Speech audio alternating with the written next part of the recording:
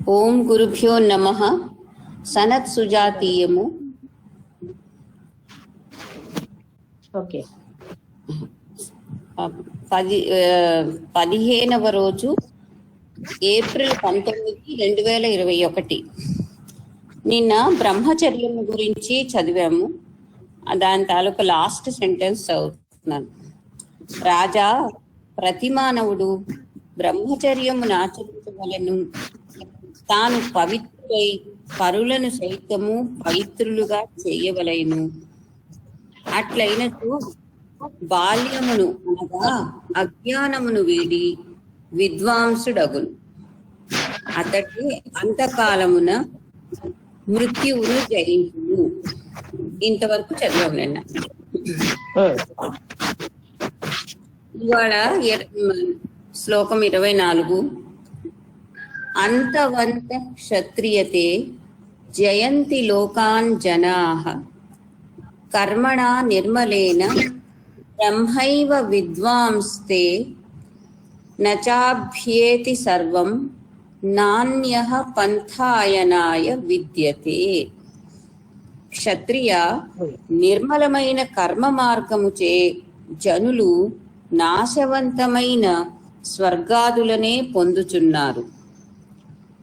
విద్వాంసుడు జ్ఞాని అగుటచే బ్రహ్మలోకమును బ్రహ్మ పదార్థమును పొందుచున్నాడు. పరికించి చూడగా క్షత్రియ, నిర్మలమైన కర్మ మార్గముచే జనులు నాశవంతమైన స్వర్గాదులనే పొందుచున్నారు. మొదటి వాక్యం అండి. అదే మొదటి వాక్యం. నిర్మలమైన కర్మ మార్గముచే జనులు నాశవంతమైన స్వర్గాదులనే పొందుచున్నారు. నిర్మలమైనటువంటి కర్మ మార్గం వల్ల నాశవంతమైనటువంటి అంటే మొదలైన వాటినే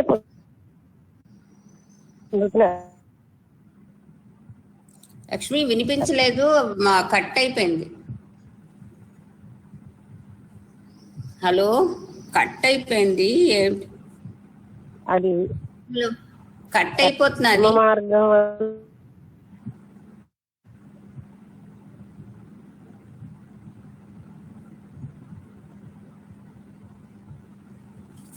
హలో,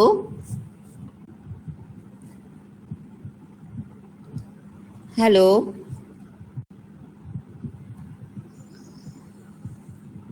హలో.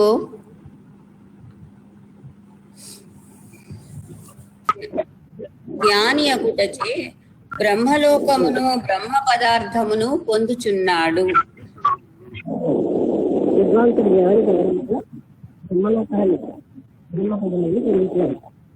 అంటే కర్మ మార్గంతో ఎవరు కూడా స్వర్గాది మార్గాల తప్ప ఇంకేం పొందలేదు. జ్ఞానంతో మాత్రం విద్వాంసుడు బ్రహ్మలోకాన్ని పొందుతున్నాడు. పరికించి చూడగా పరమాత్మను చేరుటకు జ్ఞాన మార్గము కంటే భిన్న మార్గములు లేవని తెలియచున్నది. అంతా పరీక్షిస్తే జ్ఞాన మార్గం కంటే వేరొక మార్గం లేదు పరమాత్మను పొందడానికని తెలుస్తుంది. ధృతరాష్ట్ర ఉవాచ అభాతి శుక్లమివ లోహితమివాధో మైనాధో కృష్ణ మథాంజనం కా ద్రవం వా సద్బ్రహ్మణ వశ్యతియోత్ర విద్వాన్ కథం రూపం తదమృతమక్షరం పదం. దానికి నీలకంఠ భాష్యము. అయ్యా, పరబ్రహ్మము అంతరాత్మలో కలదని ప్రసిద్ధమై ఉన్నది. చదివిదా? కంటిన్యూ. ప్రసిద్ధంగా ఉంది. దానిని ఉపాసించునప్పుడు మౌనములో నుండవలెనని మనోనిశ్చలముండవలెనని చెప్పుచున్నారు. దాని ఉపాసించేటప్పుడు మౌనంలో ఉండాలి, మనోనిష్టంగా ఉండాలని చెప్తుంది. అట్లు ఆత్మానుసంధానమునొనర్చియు ఆ పరమాత్మను దర్శించలేకపోతిని. అంతర్హృదయమున పర్జములైన నాడీ మండలములే కనబడుచున్నవి. దీనిని బట్టి విద్వాంసుడు హృదయమునగాంచు సద్బ్రహ్మ స్వరూపము శుక్లాది రూపము వలె అనిశ్చిత రూపమున యున్నట్లు తెలియుచున్నది.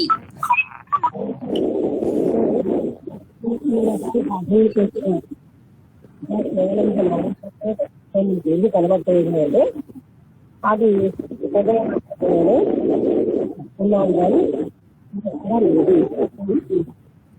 లక్ష్మి వినిపించడం లేదు, అంత క్లియర్ గా లేదు, అందుకని.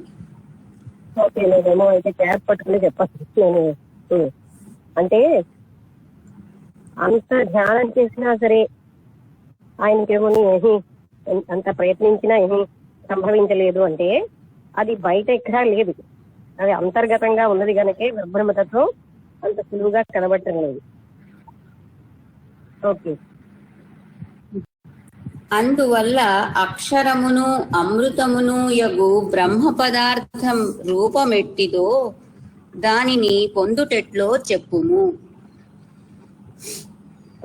ఆ బ్రహ్మ పదార్థం యొక్క రూపం ఏంటి, దాన్ని ఎలా పొందాలో చెప్పు. అంటే విద్వాంసులు సైతం ఎంత ప్రయత్నిస్తున్నారు, గొప్పవాళ్ళు సైతం ఏదో నాడీ మండలమే చూస్తున్నారు కానీ వాళ్ళు ఏం పొందలేకపోతున్నారు. దాన్ని ఎలా పొందాలో చెప్పని ధృతరాష్ట్రుడు అడుగుతున్నాడా? ధృతరాష్ట్ర ఉవాచ.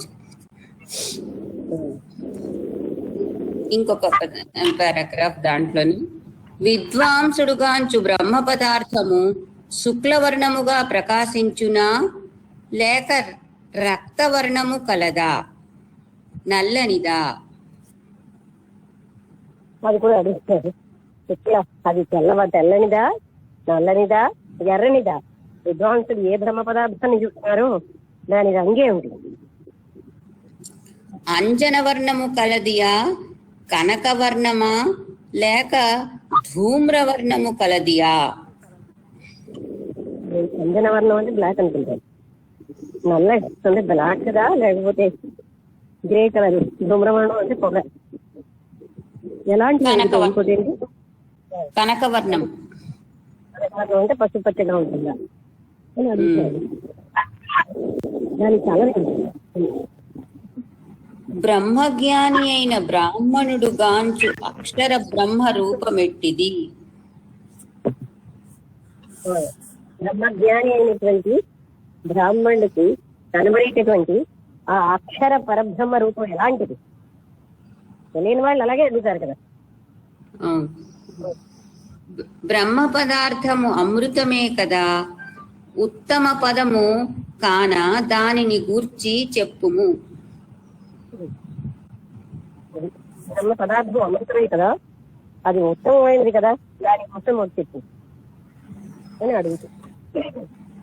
బ్రాకెట్ లో రాశారు, కానవచ్చు వర్ణములు పరమాత్మవా లేక ప్రకృతివా? కనబడేటువంటి రంగులన్నీ పరమాత్మవా ప్రకృతివా? సనత్ సుజాత ఉవాచ. అభాతి శుక్లమివ లోహిత మినాధో కృష్ణమాయ నమర్కవర్ణం న పృథివ్యాం తిష్టతి నాంతరిక్షే నైతత్ సముద్రే సలిలం బిభర్తి. అయ్యా, పరమాత్మకు శుక్ల లోహిత కృష్ణ యస్కార వర్ణములు ఉన్నట్లు భాషించునే కాని అతనికి ఈ రంగులతో సంబంధము లేదు. ఏం చెప్తున్నారంటే ఆయనకి రంగులు ఉన్నట్టు కనిపిస్తాడే గాని, ఈ రంగులు ఉన్నట్టు కనిపిస్తాడే గాని ఆయనకి రంగులతో సంబంధమే లేదు. అతడు నేలపైన, నింగిలో, సముద్రములలో లేడు. అతడు సర్వ వ్యాపకుడు, సర్వాధారుడు అని తెలుసుకొనుము. అతడు నేలపైన, సముద్రముల్లోని, ఆకాశంలోని ఎక్కడా లేదు. ఆయన సర్వవ్యాపి, సమస్తము వ్యాపించున్నాడు, సమస్తము వ్యాపించున్నాడు. శంకర భాష్యం. శంకర భాష్యము స భగవః కస్మిన్ ప్రతిష్ఠిత ఇతి స్వే మహిమ్ని.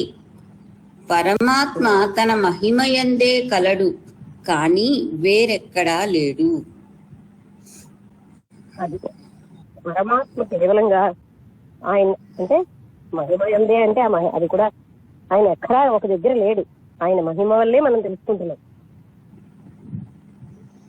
పరమాత్మకు వ్యాధులు లేవు, శబ్ద స్పర్శ రూప గంధములు లేవు, దానికి ఏ రంగులు లేవు. వ్యాధుల పరమాత్మకు వ్యాధులు లేవనా? అలాగే రాస్తుంది. మరి అది ధా లాగే ఉంది. ధా ఒత్తు ధా ఉకారం. అంటే ఆయనకి ఏ రంగులు లేవు, వ్యాధులు లేవు. ఆయన ఏ రకమైనటువంటి దానికి పరిమితంగా లేడు. నకారకాను నచ విద్యుదాశ్రితం న తారకాను నచ విద్యుదాశ్రితం నచాభ్రేషు దృశ్యతే రూపమస్య నచాపి వాయౌ నచ దేవతాంత నైతశ్చంద్రే దృశ్యతే నోత్త సూర్యే. పరమాత్మ నక్షత్రములందు లేడు, విద్యుత్తును ఆశ్రయించి లేడు. పరమాత్మ రూపము మేఘములందు చూడపడదు. అది వాయువునందు గాని, దేవతలనందు గాని, సూర్య చంద్రులనందు కాని కానరాదు. పరమాత్మ ఎక్కడా పరిమితంగా లేదు. వాయువులో గాని, సూర్య చంద్రుల్లో గాని, నక్షత్రాల్లో గాని ఎక్కడా ఆయన కనబడ్డు. నైవ రుక్షు అంతే. ఆ శ్లోకానికి అర్థం అంతే ఇచ్చారు. సూర్య చంద్రులందు గాని కానరాదు అని అంతవరకు ఇచ్చారు. శ్లోకము అర్థం అంతే ఇచ్చారు. మరొక శ్లోకం నైవ రుక్షు తన్న యజు ఘనావ్యధర్వను న దృశ్యతే వై విమలేషు సామసు రథంత రేబార్హద్రధే వాపి రాజన్ మహావ్రతే నైవ దృశ్యేద్రువంతత్. అయ్యా, పరమాత్మ రూపము లేనివాడు కాన ఋగ్యజు సామాధర్వణములందు లేడు. రథంతమందును బార్హద్రథమందును అతను కనబడడు. ఏమిటిది?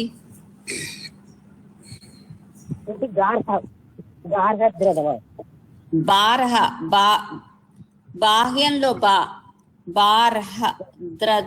బార్హద్రథమందును అతను రథంతమందును బార్హద్రథమందును. అంటే మనం అలా కూడా అనుకో, శరీరంలో గాని శరీరం బయట గాని ఆయన ఒక రూపం లేదు కనుక ఎక్కడా కనబడ్డు.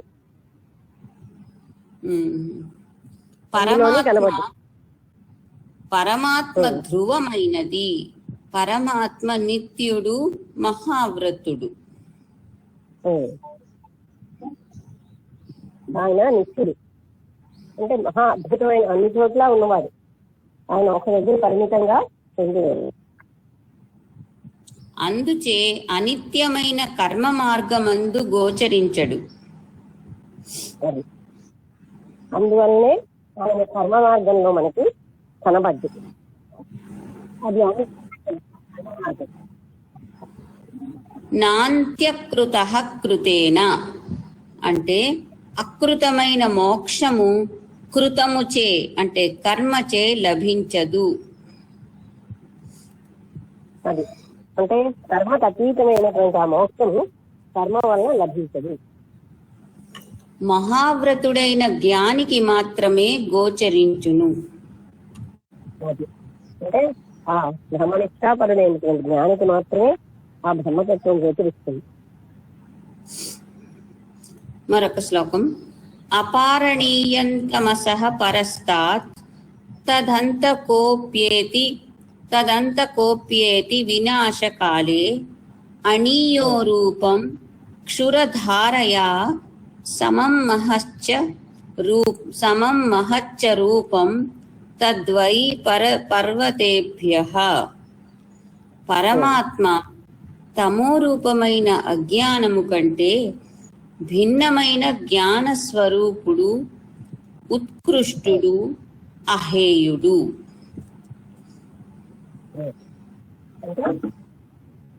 ఆయన పరమాత్ముడు, ఆ పరమాత్మ జ్ఞాన స్వరూపం కంటే ఉత్కృష్టుడు, అగ్రాహ్యుడు కదా, ఆయన అర్థం చేసుకోలేదు.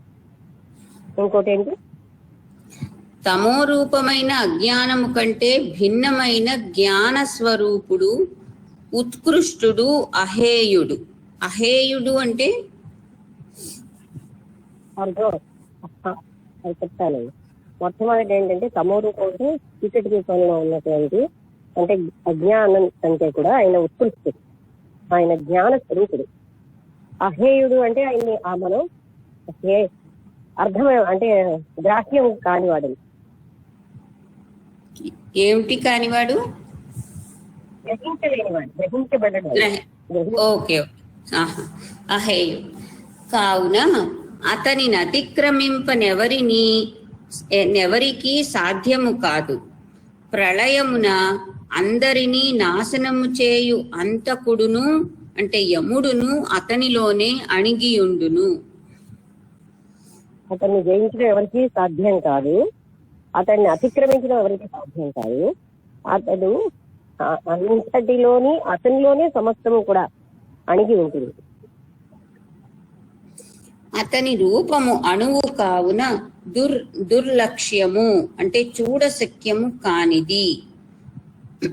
అణువు అంటే అణువు కూడా కాదంటే చాలా సూక్ష్మవర్తి, అంటే చూడబడనిది. అందువల్ల అది చూడడానికి వీలు కానిది అని చెప్తున్నారు. సూక్ష్మమైంది కనుక అది ఎవరు చూడలేరు, చూడబడనిది.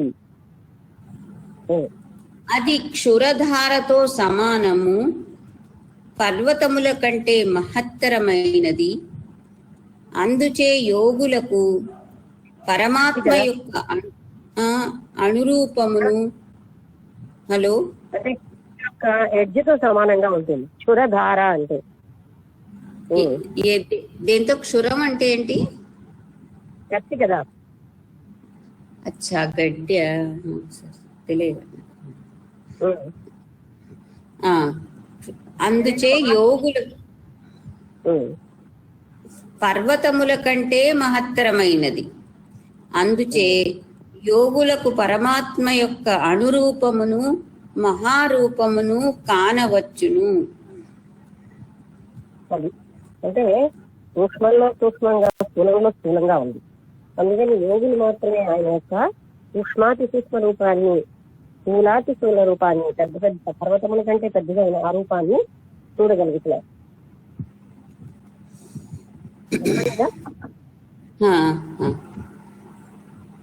సా ప్రతిష్ఠ తదమృతం లోకాస్తద్బ్రహ్మ తద్యశః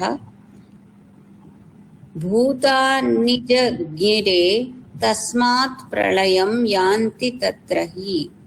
బ్రహ్మమే సమస్తమునకు ఆధారము, అది ఏ అమృతము, అది ఏ లోక ప్రకాశకము, అది ఏ యశస్సు.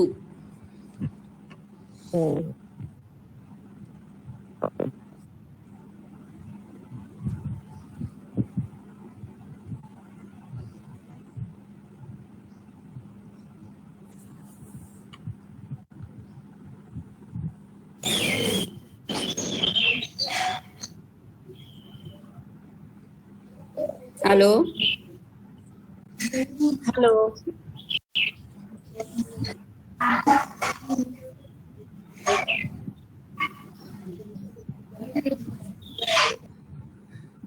నేను ఎక్స్ప్లెయిన్ చేస్తాను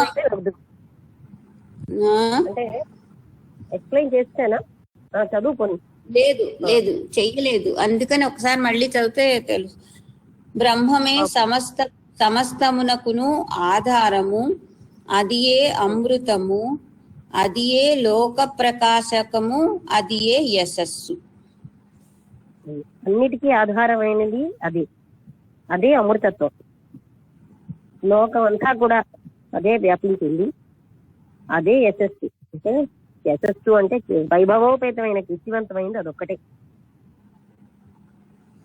దాని నుండి ఏ భూతములు ఉద్భవించి దాని అందే ప్రకాశము నొందుచున్నవి అని అని జ్ఞానులు తెలుసుకొనిరి. అంటే సమస్త భూతములు దాని నుంచే ఉద్భవించి దాని వల్లనే దాని నుండే ప్రకాశాన్ని పొందుతున్నాయని జ్ఞానులైన వాళ్ళు తెలుసుకుంటున్నారు. నీలకంఠ భాష్యం.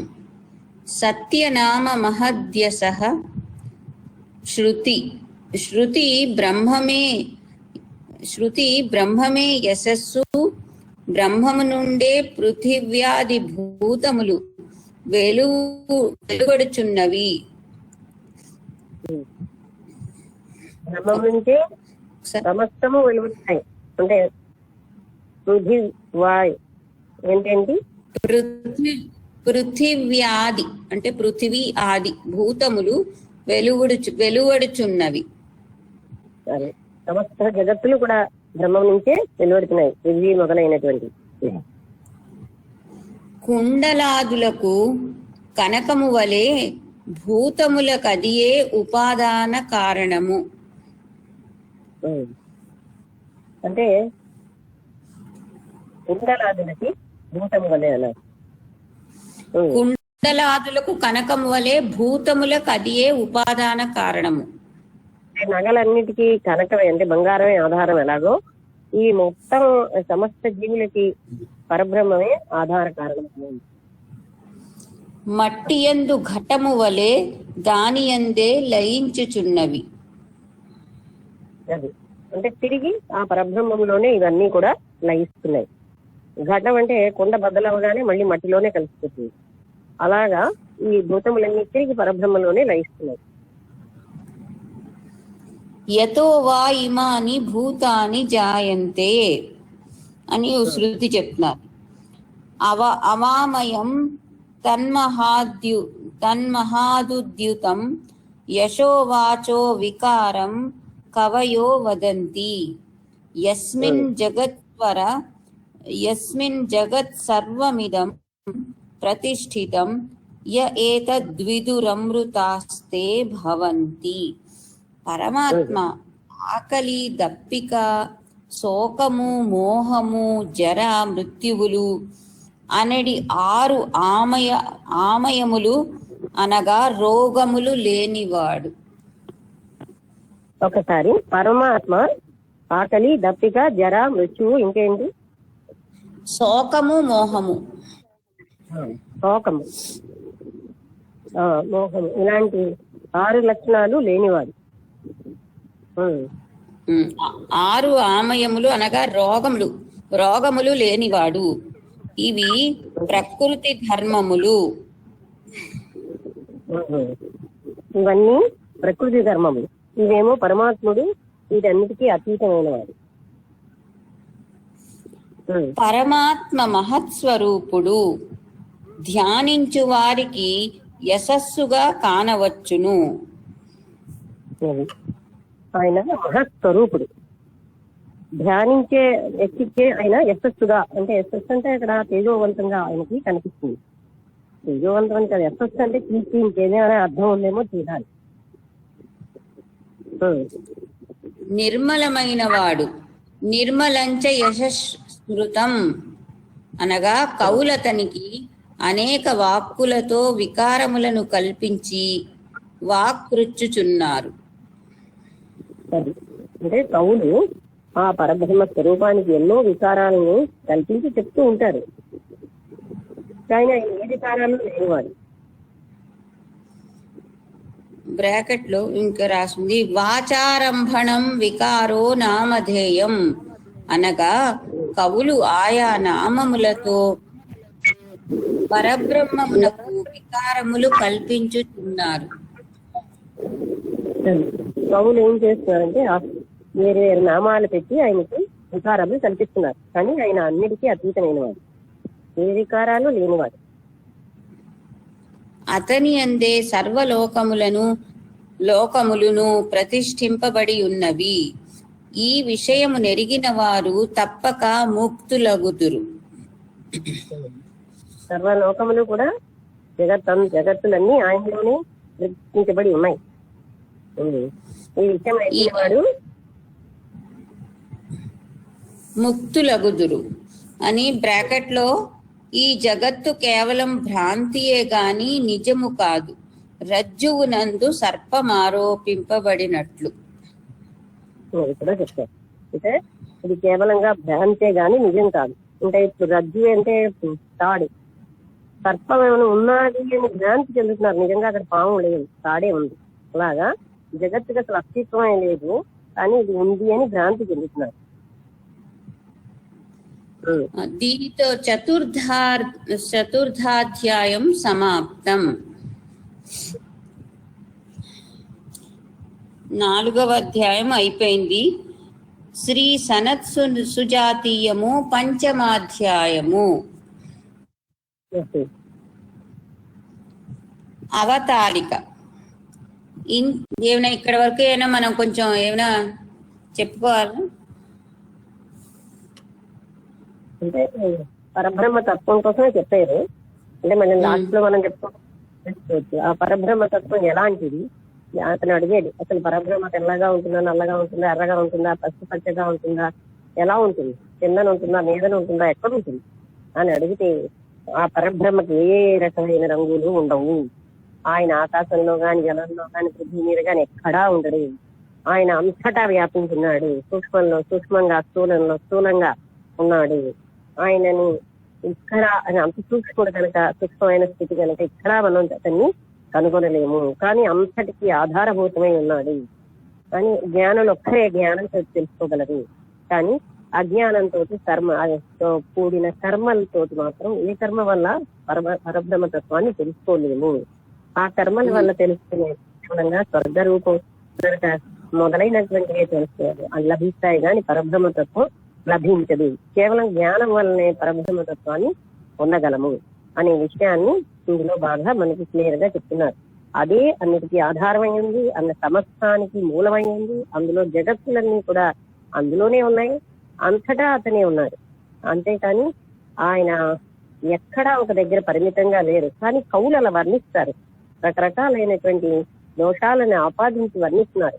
కానీ ఆయన కోపము, మోహము, కోపం అంటే అలాంటి వాటి దుఃఖము, జరా మరణాలు అలాంటి అన్నిటికీ కూడా ఆయన అతీతంగా ఉన్నాడు. ఆయనకి అవి ఏమీ ఉండవు. ఆయన అనంతుడు. ఆయన వైభవం సామాన్యమైనటువంటిది. అది ఎవరు తెలుసుకోలేరు. ఇక్కడ యశస్సు అంటే వైభవం అన్నమాట. శ్రీ సనత్ సుజాతీయము 5వ అధ్యాయము అవతారిక. ఇంతవరకు జ్ఞాన ప్రాధాన్యమును, యోగోపసజ్జనమగు బ్రహ్మ విద్యను వివరంగా చెప్పబడింది. పిమ్మట యోగము ప్రధానముగను, జ్ఞానమప్రధానము గల బ్రహ్మ విద్యగను ఈ అధ్యాయద్వయమున సనత్ సుజాతుడు చెప్పుచున్నాడు.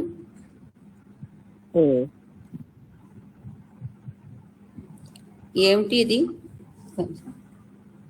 యోగమే ప్రధానమైనది.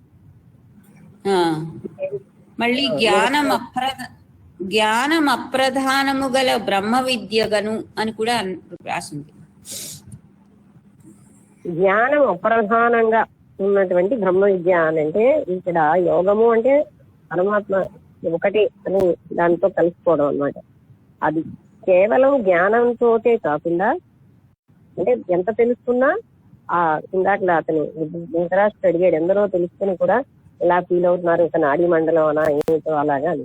అందుకని కేవలంగా యోగంతో, యోగం అంటే తేను పరబ్రహ్మ స్వరూపాన్ని తెలుసుకోవడమే ముఖ్యమైనది. అది శోకః క్రోధశ్చ లోభశ్చ కామో మానః పరాసుత ఈర్ష్యా మోహో విధిత్సా చ కృపాసు యాజుగుప్సత చిత్తవృత్తి నిరోధముచే తొలుత త్వం పదార్థమును తెలుసుకొని పిమ్మట వేదాంత శ్రవణాదులచే బ్రహ్మ పదార్థముగా నిశ్చయించుటయే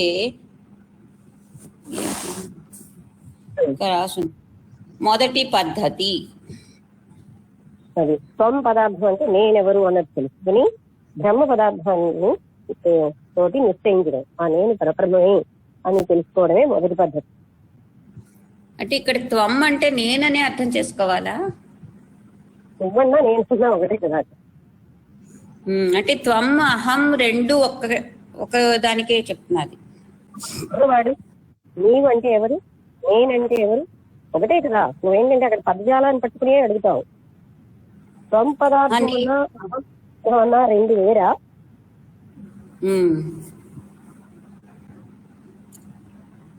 ఓకే. త్వం పదార్థమును సరే, అహం బ్రహ్మాస్మి ఉండగా తత్వమస్మి ఎందుకన్నారు మరి? అంటే అక్కడ త్వం అన్నదన్నా ఒకటి. దాన్ని సరే కన్ఫర్మేషన్ అన్నమాట మొదటి పద్ధతి. మొదట శ్రవణాదులచే పరోక్ష జ్ఞానమును అనుసరించి ప్రత్యేగాత్మనే బ్రహ్మముగా నిశ్చయించి పిమ్మట ధ్యానము తెలియడం లేదు, నిధిధ్యాసముచే దానిని అపరోక్షముగా నొనర్చుట రెండవ పద్ధతి. ఆయన చెప్పేటప్పుడు నీకు వినవాలి, ఇది కొంచెం స్లోగా చదువు, ఎందుకంటే ఈ పద్ధతి నెమ్మదిగా ఆపి చదువు. మొదట శ్రవణాదులచే పరోక్ష జ్ఞానమును అనుసరించి, అంటే శ్రవణం అంటే వినడం వల్ల పరోక్ష జ్ఞానం. పరోక్షం అంటే ఏంటి? ఇతరుల నుంచి తెలుసుకున్నది, ప్రత్యక్ష అనుభవం లేని జ్ఞానాన్ని తెలుసుకుని ప్రత్యేగాత్మనే బ్రహ్మముగా నిశ్చయించి, తనలో ఉన్న ఆత్మతత్వాన్ని బ్రహ్మంగా నిశ్చయించి. ప్రత్యేగాత్మ అంటే ఏమిటి అర్థం? ఇప్పుడు బోధపడుతున్నా తనలో ఉన్నటువంటి ఆత్మనే బ్రహ్మంగా నిశ్చయించుకుని పిమ్మట నిధిధ్యాసమా నిధిధ్యానమా ఏం చదవాలి? ధ్యాసం. పిమ్మట నిధిధ్యాసముచే దానినే అపరోక్షముగా నొనర్చుట రెండవ పద్ధతి. అంటే ముందు పరోక్షంగా దాన్ని తెలుసుకుని తర్వాత డైరెక్ట్ అంటే ఇండైరెక్ట్ గా తెలుసుకుంటున్నాం, వీళ్ళు వాళ్ళు పుస్తకాల ద్వారా శాస్త్రముల ద్వారా తెలుసుకోవడం, అది పరోక్ష జ్ఞానం. అప్పుడు ఆ ప్రత్యేగాత్మ మీదే ధ్యానం పెట్టి, అది మనకి త్రిపుర రహస్యంలో కూడా ఆత్మతత్వమే తాను అనే స్థితికి వెళ్తారు. అది రెండవ పద్ధతి. అంటే నిధిధ్యాసంగా అదే పరమాత్మతత్వం అనే దాని మీదే ధ్యానంతో దాన్ని పొందడం రెండవ పద్ధతి. క్రమముగా రెండింటి యందు ఫలం ఒకటియే అగుటచే సాధన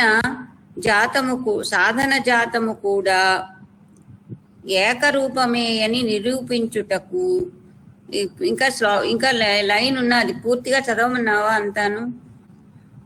రెండిట్లోని ఫలం ఒకటి అనేది తెలుస్తుంది అనమాట. తర్వాత సాధన జాతము కూడా ఏకరూపమే అని నిరూపించుటకు తొలుత చెప్పబడిన హేయ దోషములను, ఉపాధేయములను, గుణములను శోక క్రోధమున్నగు శ్లోకములలో నిరూపించుచున్నారు. అంటే ఇదంతా కూడా పరబ్రహ్మతత్వం ఒకటి, దానికి ఈ రకమైనటువంటి గుణాలు గాని ఈ శోక క్రోధాలని గాని ఇది ఏమీ లేదు అని అవన్నిటిని నిరూపిస్తున్నారంటే అవన్నిటికీ అతీతంగా ఉందని నిరూపిస్తున్నారు. సాధన జాతము కూడా ఏకరూపమే అని నిరూపించుటకు అంటే అర్థం ఏమిటి? పదానికి కొంచెం అంటే చెప్పొచ్చు, కానీ ఇప్పుడు ఏంటంటే అలా చదవడం వల్ల నేను ఎన్నోసార్లు నీకు చెప్పాను, హోలిస్టిక్ అప్రోచ్ ఇప్పుడు ఇన్నాళ్ళు అయింది లైన్ బిహైండ్ ద లైన్స్ తెలుసుకునే స్థితికి రావట్లేదు. అంటే మనం పదము అర్థం చేసుకుంటే అర్థం అవుతుంది కానీ అర్థం కాదు, ఎందుకంటే అసలు దిక్కు రాదు.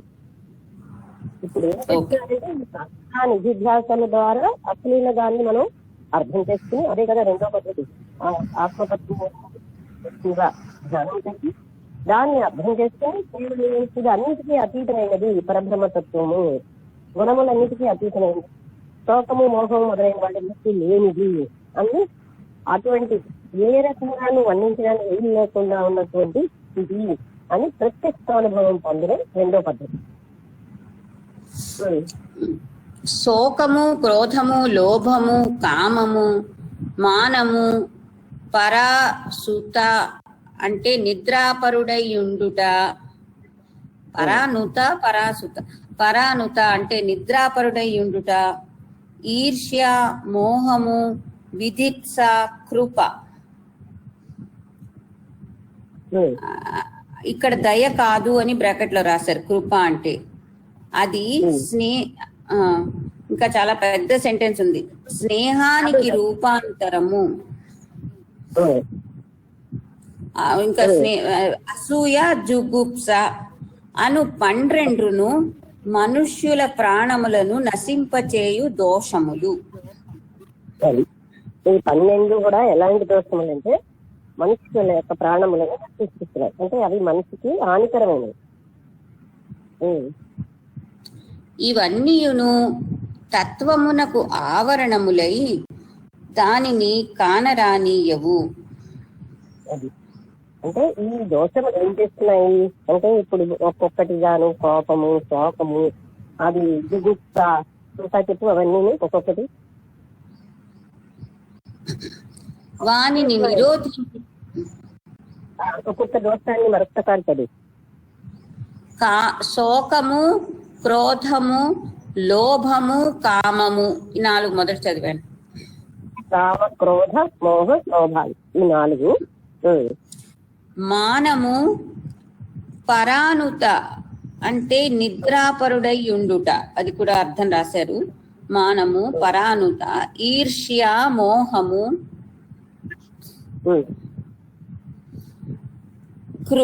కృప అంటే దయ కాదు అని కూడా రాశారు.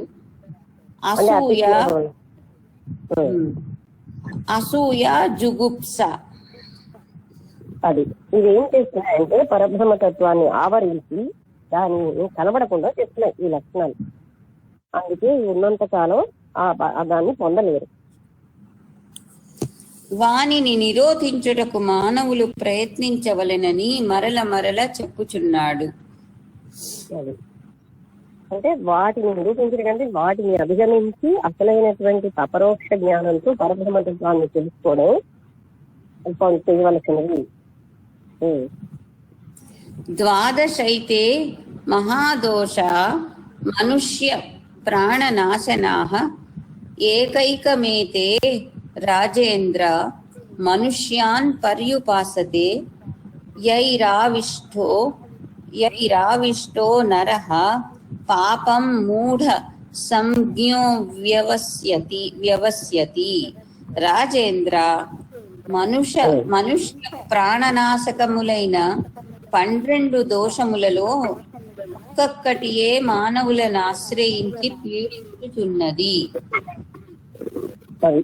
అంటే ఈ 12 దోషములు ఒక్కొక్కటిగా మానవుడు అది పీడిస్తోంది, మా ప్రాణములను ఆశ్రయించి. అంటే ఇవన్నీ ఒక్కటున్నా బాధ, 12 ఉంటాయి కానీ ఇంకా బాధ. మానవుడు వీటిచే ఆకృష్టుడై మూఢబుద్ధి అయి పాపకర్మలను ఆచరించువాడు మూఢ సంజ్ఞుడు అనబడును. వీటి చేత ఆయన నిండిపోయి మూఢుడుగా, అంటే అన్నిటితో కూడిన మూఢుడుగా ప్రవర్తిస్తున్నాడు.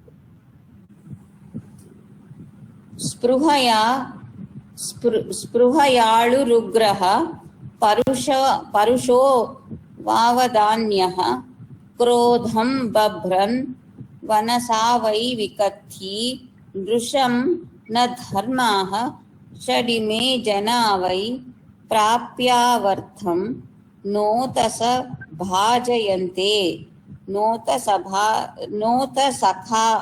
జయంతే. రాజా, వీనికి తోడుగా ఆరుగురు నృశంన ధర్ములు కలరు. వీరికి తోడుగా మరొక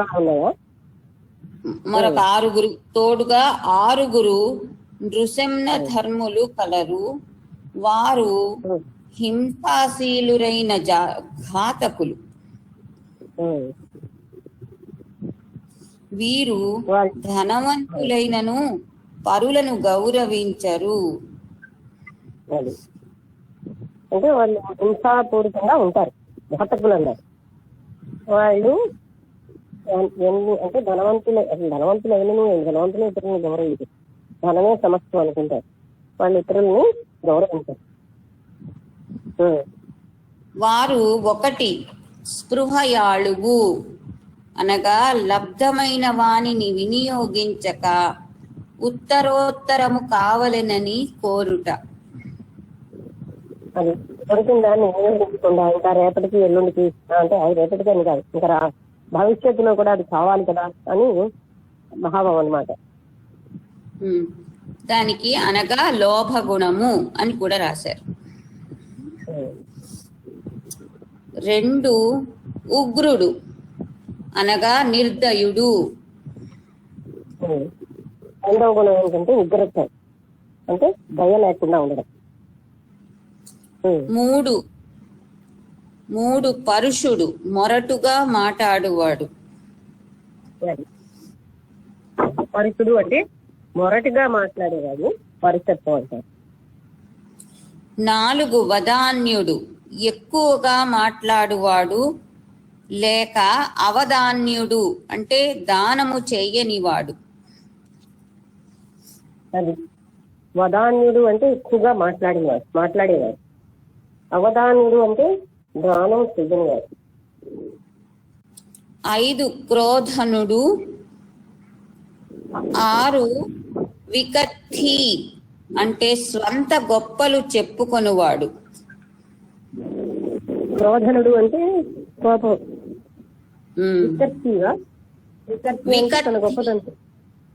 వికథి రాకింద తావా తాకింద థ వికథి. ఓకే, అంటే అతను తన గొప్పతను చెప్పుకుంటాడు. తర్వాత అది రాశారు. ఈ 6 గురించి రాశారు. మన ఇక్కడ 7:22 అయింది, ఇక్కడ ఆపుదాము.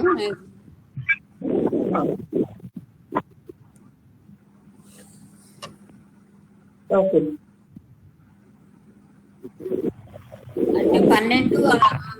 12 గుణాలు, తర్వాత మరో 6 గుణాలు కలిపారు. అంటే ఈ గుణాలన్నీ కూడా అంటే ఈ 12 గుణాలు ప్లస్ 6 గుణాలు కలిసే ఉంటాయి. ఇవన్నీ ఆయన్ని పరబ్రహ్మతత్వాన్ని పొందకుండా అడ్డే గుణాలు, అవి ఆవరించేస్తాయి. అందుకే ఈ గుణాలు ఉన్నవాడు పరబ్రహ్మతత్వాన్ని పొందలేదు. ఇది చాలా డీటెయిల్డ్ గా చెప్తున్నారు.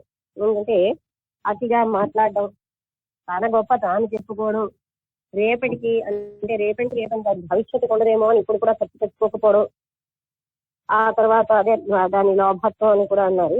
ఇంకా క్రూరంగా ఉండడం, పరుషంగా మాట్లాడడం, ఇలాంటి ఈ గుణాలన్నీ కూడా అంటే పరబ్రహ్మతత్వాన్ని, ఏ గుణం ఇందులో ఉన్నా అది పరబ్రహ్మతత్వాన్ని పొందకుండా ఆవరించేస్తుంది, అంటే అద్భుతం. ఇది ఇప్పుడు ధృతరాష్ట్రుడు అడిగిన దానికి ఆయన డీటెయిల్డ్ గా ఇది మనందరికీ కూడా ఇందులో ఏ గుణం ఉన్నా, ఏ ఒక్క గుణం ఉన్నా సరే మనం పొందలేము పరబ్రహ్మతత్వాన్ని అనే విషయాన్ని బోధపరుస్తున్నారు. ఆ 12 గుణాలకి తోడు 6 గుణాలు. అంటే ఈ 6 గుణాలు మనమే చెక్ చేసుకోవాలి. ఇవి ఇందులో ఏ ఒక్కటి ఉన్నా కూడా మన అడ్డేస్తుంది. అందుకని ప్రజలు వాళ్ళు ఏం పర్వాలేదన్నారు, వీళ్ళు ఏం పర్వాలేదన్నారు కాదు. నిష్కర్షగా చాలా ఖచ్చితంగా మనం చూసుకోవాలి. మనలో మనం ఈ గుణాలు మనకి అడ్డుతున్నాయా లేదా. ఇవన్నీ ఉంచుకుని నాకు పరబ్రహ్మతత్వం ఏం కనబడటం లేదు, ఉండే అసలు నేనే లేదు అని అనడానికి లేదు.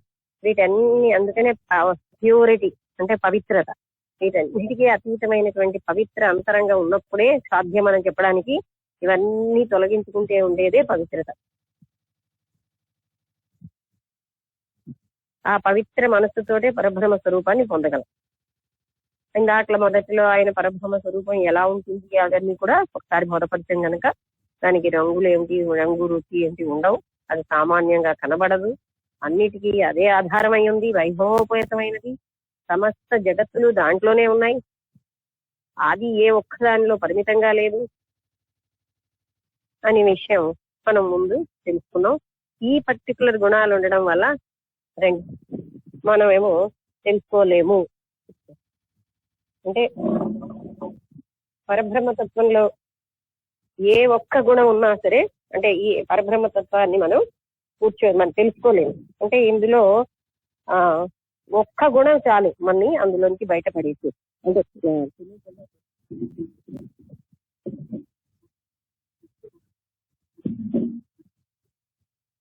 ఓకే, ఈ వాళ్ళకి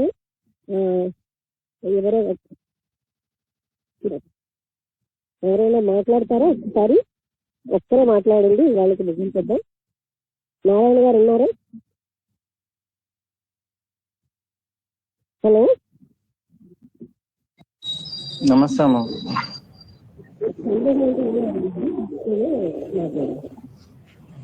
మీ వాయిస్ సరిగ్గా వినిపించట్లేదమ్మా. సందేహం ఏమైనా ఉంటే ఇప్పుడు వినబడుతుందా? సందేహం ఉంటే లేకపోతే మీరు వివరించి మీరు విషయం జిస్ట్ చెప్పండి. అలాగే అలాగేనమ్మా.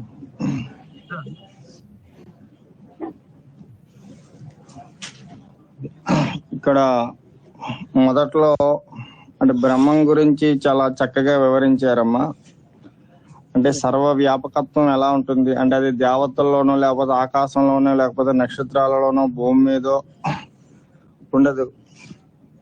సో ఆ సర్వ వ్యాపకత్వం అంటే బ్రహ్మం యొక్క సర్వ వ్యాపకత్వం, అనంత శక్తిమత్వం, తర్వాత ఆయన యొక్క మహోన్నత లక్షణాలు, అంటే అన్ని అణువుకంట అణువైనటువంటిది, అంటే మనకి కంటికి అగోచరం. సో ఇవన్నీ ఇంతకు ముందు గ్రంథాలలో మనం ఇంకా చెప్పుకున్నామమ్మా. ఇది కూడా మరోసారి అంటే పరబ్రహ్మక సర్వ వ్యాపకత్వాన్ని ఇక్కడ బాగా వివరించడం జరిగింది. ఇందులో విశేషం ఏంటంటే సనజ్జాతీయుల వారు ఇలాంటి గొప్ప జ్ఞానాన్ని, ఇలాంటి పరబ్రహ్మని మనం చూడకపోవడానికి గల కారణం ఏమిటి అన్న విషయాన్ని చాలా క్లియర్ గా మనకి చెప్తున్నారమ్మా. అంటే ఏంటి మనలో అడ్డుతున్నాయి మనకి అంటే బాబా గారు సత్యాలు అంటారు అనమాట. నీకు నాకు ఉన్నటువంటి అడ్డుగోడను తీసే, అప్పుడే మనం కలిసేటువంటి మార్గం ఏర్పడుతుంది అంటారు. అంటే నాకు చాలా సందర్భాల్లో ఆయనకి నాకేంటి అడ్డుగోడలు ఏంటి నాకు కొన్ని సందర్భాల్లో నెంబర్ ఆఫ్ టైమ్స్ చదివినా నాకు అర్థమయ్యేది కదమ్మా. అంటే ఆ సచ్చరిత్ర అప్పటికే హేమాద్రి పంత్ అంటే అంత క్లారిటీగా రాయడం జరిగిందమ్మా. ఎందుకంటే ఆయన జ్ఞాని అవ్వటం వల్ల. ఇప్పుడు ఇదన్నీ చదివాక అది అంటే ఏ గ్రంథం చదివినా బాగా అర్థం అవుతుందమ్మా. ఇంకోటి ఏంటంటే అంటే ఇందులో ఉన్నటువంటి మీ నెంబర్ ఆఫ్ టైమ్స్ చెప్పారు పరిశుద్ధ అంతఃకరణ. ఆ పరిశుద్ధ అంతఃకరణ లేకుండా మనం ఇలాంటి జ్ఞానం అంటే నాకేంటి బ్రహ్మం కలడానికి మనకేంటి నాకు అర్థం అవ్వట్లేదని లేకపోతే అనుభూతి చెందట్లేదంటే ఇవన్నీ అంటే ఇందులో సనజ్జాయితంలో గొప్ప విశేషం ఏంటంటే అంటే ప్రతి పాయింట్ ని ఎక్కడెక్కడైతే మనకు ఎక్కడెక్కడైతే మనకు అడ్డుతున్నాయో, ఎక్కడెక్కడైతే మన అవరోధాలు ఉన్నాయో, ఎక్కడెక్కడైతే మన లోపాలు ఉన్నాయో అని కూడా మనకి ఎత్తి చూపిస్తున్నాడు అమ్మాయి.